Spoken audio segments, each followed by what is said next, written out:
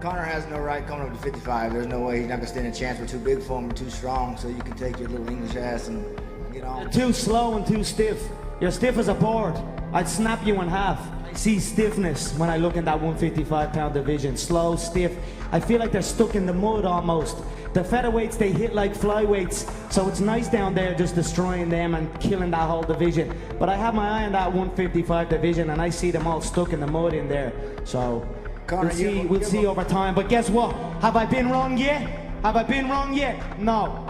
You beat nobody, and you think you're gonna come up to 155 and make a statement? Come on, man, sit the fuck down. Yeehaw! He's real good at talking out in front of the public, but when we all stand in the back up there, he ain't got nothing to say.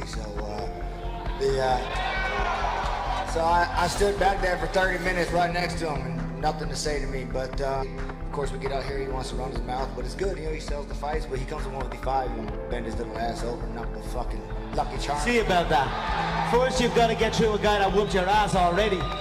So why would I waste my time with a guy? You're fighting a guy that whooped your ass next. So you got to come through that. Let me see, and then I'll consider. I'll check the numbers. I'll discuss it with Frank, and I'll decide whether I'll change your bum life as well.